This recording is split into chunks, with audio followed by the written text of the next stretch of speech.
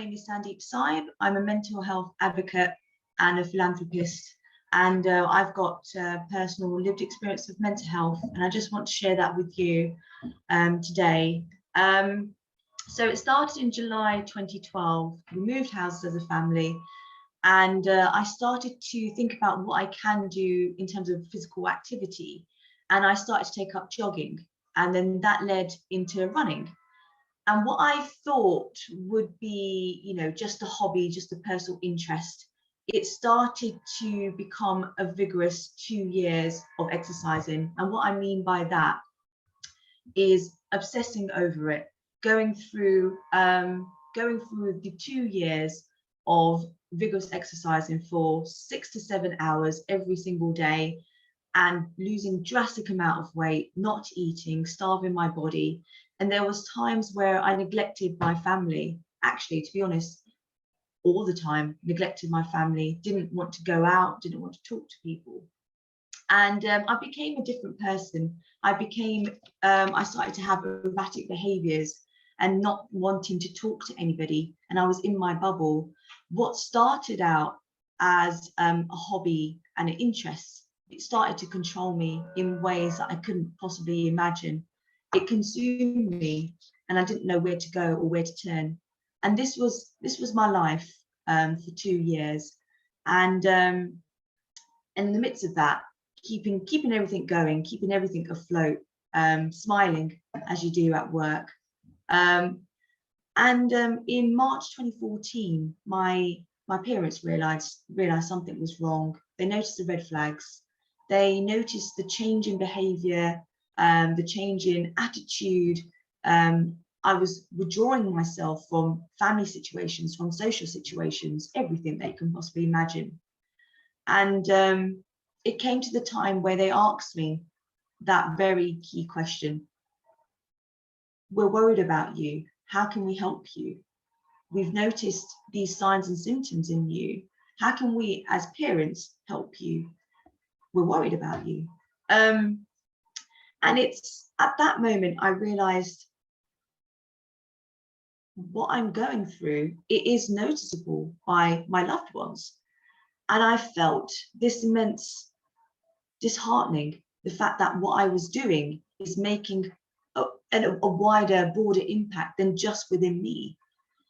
And that was when the switch turned. And I realized that I need to listen to my parents first and foremost. The suggestion being going to the doctors and just telling them, sharing your thoughts and feelings. So I did that in March 2014, purely because of my parents. And that's the only reason why I did it, to keep them happy. I didn't want to accept it. I wasn't ready. And when I arrived at the doctors, it was the most challenging experience. I didn't know where to start, where to begin, how this eating and this weight and keeping all these food diaries and losing drastic amount of weight, how I had to find the words in that moment to share with a complete stranger. I didn't know where to begin, but I had my mum there to help me and guide me. But I just didn't know where to start. So I tried to explain. And I was getting emotional. I was really emotional and pouring my heart out. And I explained that to the doctor. And looking back on it, I would have loved for that particular doctor to look like me, a person of colour, first and foremost. I felt I would have that more degree of connection with that person. They'll be able to understand from my perspective, from a culture perspective. So once I had that chat with the doctor diagnosed me with Anorexia Nervosa, body dysmorphia disorder, and obsessive compulsive disorder. I was also referred to 6 sessions of cognitive behavioural therapy and was on antidepressants for 5 months. I was given fluoxetine. I was also put on the waiting list for the 40 sessions on the NHS secondary psychological care and started the therapy sessions. On 29th of August, Friday the 29th of August 2014, is where my life changed for the worse. And just a trigger warning for you all for the next 2-3 minutes. So feel free to grab yourself a coffee or a tea. Friday, the 29th of August, 2014, I woke up that morning, day before my brother's birthday, so saddened and depressed. I did not want to talk to anybody. I did not want to see anyone. I didn't want to do anything. And I still struggle to explain it till this day, but it just felt like a dark cloud above me. I was in my pajamas. I didn't want to do anything. And I just wanted to stay in my comfort area, my comfort blanket. But my mum was saying, you need to do it for your brother. You know, you need to go there for your brother. And I had that in the back of my mind. And I tried to challenge my thoughts in saying to myself, Sandeep, just do it. Just do it for your brother. So we went there to the Gurdwara, day before his birthday, preparing. The family was there already. In the kitchen, I looked from my left to my right hand side. And I just noticed that everybody here has a purpose. Everybody here has a role and responsibility. Then that led me to think wider and broader. What is my role? What is my purpose in this family? What is my role in this entire universe, in this entire world? And going through what I went through for 2 years of the exercising and the weight, bearing in mind this has always been with me since I was 3-4 years old, I thought all about my life till that present day. What was my worth? And that was a key question. What am I worth to this family, to this world? And I kept on ruminating. These thoughts were going around and around in my mind. And I thought in that split moment that I've got to remove myself mentally and physically from this entire situation. I then went to the toilets, the washrooms, and I went to the cubicle, the third cubicle on my right-hand side. I went in, closed the door, locked it. I then stood on top of the toilet, and I had the scarf around my neck. And I tied it around my neck and over the light grater just above my head, not far from where I was. And I tried to take the life out of me. And in those few moments, what felt like an eternity, those conflicting views, the angel and the devil, the angel saying, Sandeep, you need to live. You are loved. You need to be here for your family, your brother, your mother, your father.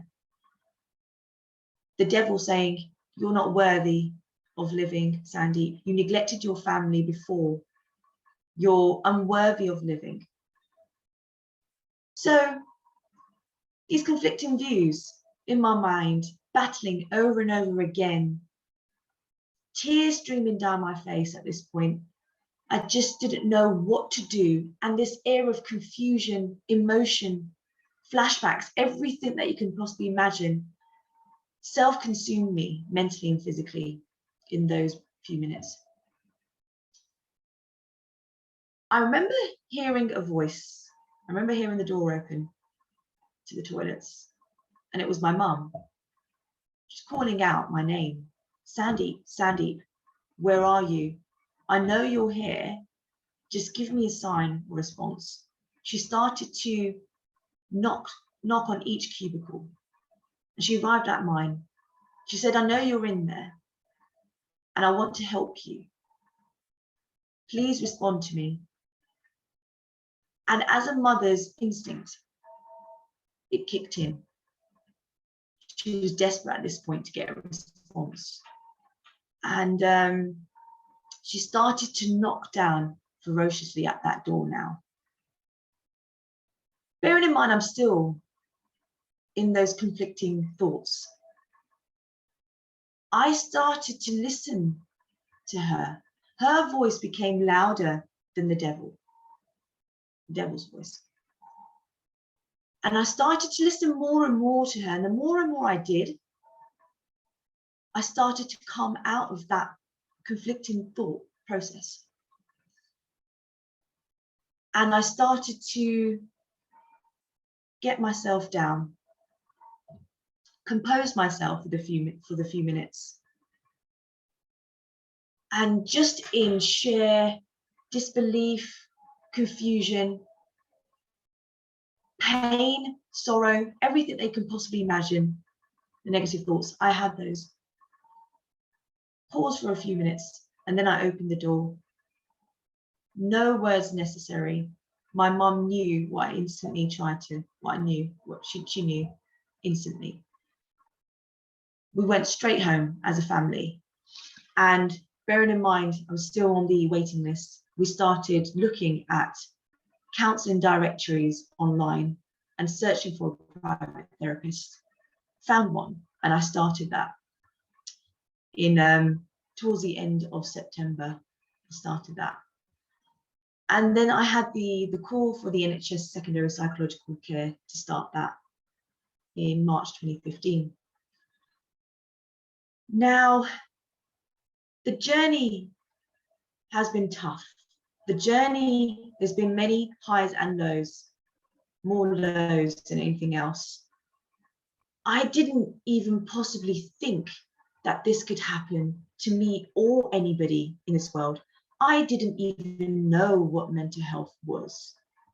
I didn't even know that there was a name attached to emotions, behaviors, and thoughts out there. Physical activity, yes, no problem. Physical problems, yes, no problem. Happy to explain if I got a bruise or a cut. When it came to the mind, taboo, stigmatized, discriminated against, it was that fear of coming out. It was that fear of admitting and sharing that you have a problem, that you have an issue. And once you did, it was that fear of judgment, being treated differently. I am a British Sikh Asian woman, and with that comes with much more complex issues.